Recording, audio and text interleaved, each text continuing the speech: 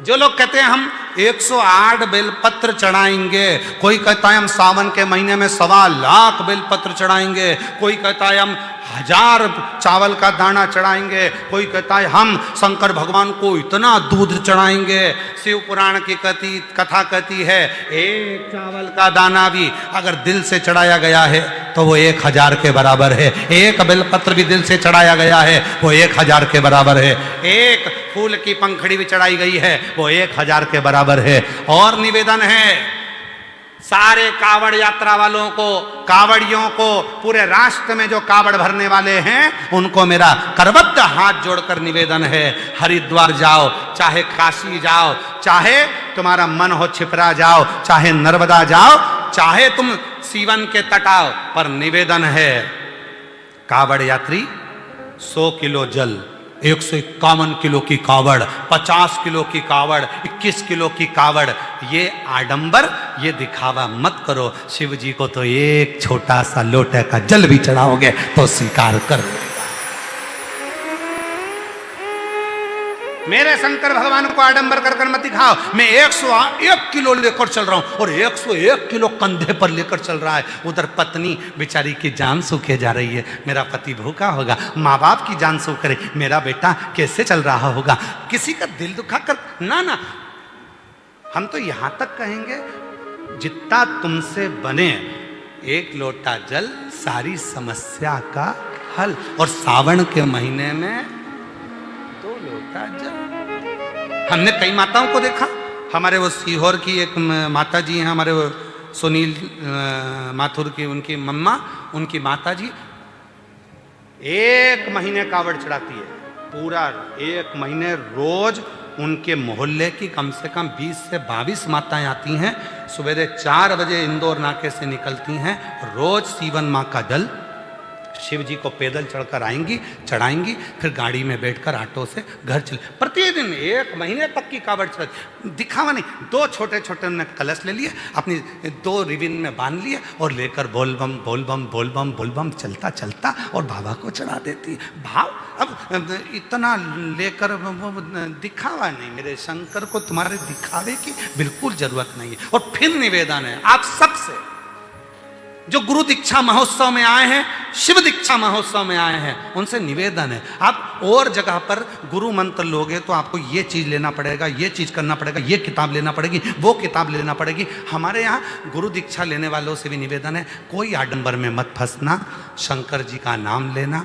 गुरु दीक्षा ली, मंत्र लिया, शिव का नाम लिया, और बस जब फुर्सत हो तुम्हें लगे कि तुम्हारे बाप की तुमको जरूरत है, तब उस समय उस देव अधिदेव महादेव को पुकारना प्रारंभ करना। शिव तुम्हारे पास, शिव तुम्हारे, कोई आडंबर नहीं करना, कोई दिखा। गुरु वो नहीं जो बाजार में मिल जाए, गुरु वो नहीं जो कहीं मार्केट में मिल जाए, पर गुरु वो जरूर है जो खुद से ज्यादा शिव पर भरोसा करना सिखा दे, वो गुरु। अपने पर भरोसा नहीं, हम पर नहीं करना भरोसा, गुरु से ज्यादा। क्या कहा जब द्रौपदी का चीर खींच रहा था, द्रौपदी का चीर खींचा जा रहा था, द्रौपदी रोती हुई गुरु द्रोणाचार्य के सामने जाती है और गुरु जी से कहती है, गुरु जी मैंने तुमसे गुरु मंत्र लिया है, कोई साथ नहीं देगा, कम से कम तुम तो साथ दो। गुरु जी हाथ जोड़कर बोले, मैं भी तेरा साथ नहीं दूंगा, मैं भी नहीं दूंगा, पर याद कर मैंने जो तुझे गुरु मंत्र दिया है ना, उस मंत्र को जपना प्रारंभ कर, मैं साथ नहीं दूंगा, मंत्र जप। और द्रौपदी ने जो मंत्र का उच्चारण करना प्रारंभ करा तो द्रौपदी कहती है, मैं तो रजस्वला हूं, 3 दिन का मेरा रजो धर्म है, इस समय पर तो मैं भगवान को याद नहीं कर सकती, इस समय पे मैं भगवान की पूजन नहीं कर सकती, इस समय में मंदिर नहीं जा सकती, इस समय में भगवान की शरणागति नहीं ग्रहण कर सकती। गुरु द्रोणाचार्य ने कहा, सुन द्रौपदी, भले तू रजो धर्म से है, पर भगवान का नाम लेने में पीछे मत हटना, मंदिर भले मत जा, शिवालय भले मत जा, पर रजो धर्म के समय पर अगर तू भगवान का नाम लेगी तो भी उसको आना पड़ेगा। और द्रौपदी ने रजस्वला धर्म में 3 दिन की रजस्वला थी द्रौपदी, और जो द्वारकानाथ को पुकारना प्रारंभ करा तो द्वारकानाथ को तो सौगंध दी थी अर्जुन ने, द्वारकाधीश को तो सौगंध दी थी अर्जुन ने। अर्जुन ने कहा था, प्रभु आपसे निवेदन है, अंदर मत आना, भगवान बाहर खड़े थे।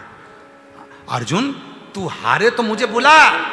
अर्जुन ने कहा था जब तक मैं आवाज ना लगाऊं तब तक मत आना, कसम है मेरी, आप अंदर प्रवेश मत करना।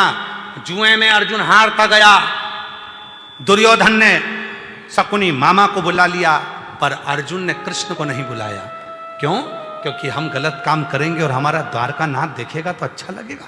नहीं बुलाया, किसी ने नहीं बुलाया। भगवान छटपटाते रहे, एक बार तो बुला ले। जैसे दुर्योधन ने कहा कि मेरी जगह मेरा मामा खेलेगा, ए अर्जुन तेरे मुख से शब्द निकाल दे कि मेरी जगह चौसर मेरा द्वारका नाथ खेलेगा, तब देख जिता कर बताता हूं। एक बार तो कहे अर्जुन।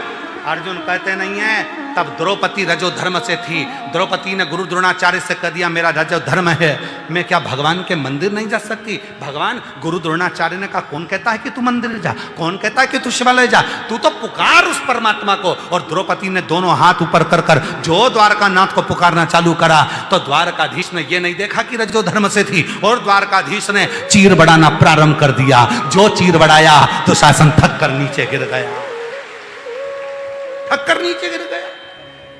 वो नहीं देखता। अब कई लोग कह देते, कई लोगों के मन में आता है इस नदी का जल मत चढ़ाओ, अशुद्ध है। अरे मां, जिसको तुम मां कहते हो वो मां कभी अशुद्ध नहीं हो सकती, वो शुद्ध की शुद्ध रहती है, उसकी मातृत्वता शुद्ध रहती है। मां कभी अशुद्ध नहीं हो सकती। बच्चे की चाहे वो लंगोट धोए, बच्चे को चाहे वो भोजन कराए, पति के चाहे कपड़े धोए, बुजुर्ग के चाहे कपड़े धोए, पर मां शुद्ध की शुद्ध होती है, मां में अशुद्धता नहीं होती। जिस पवित्र नदी का जल, चाहे मां सीवन का चढ़ाओ, चाहे मां गंगा का चढ़ाओ, चाहे मां नर्मदा का चढ़ाओ, चाहे मां छिपरा का चढ़ाओ, चाहे मां सरयू का चढ़ाओ, तुम्हारी मर्जी पड़े, चाहे मंदाकिनी, चाहे गोदावरी, जिस पवित्र नदी का जल तुम भगवान शंकर को चढ़ाओ, तुम ये मत सोचना कि ये नदी अपवित्र है या गंदी है। नहीं, जिस समय तुम जल लेकर जाओगे वो जल भी गंगा जल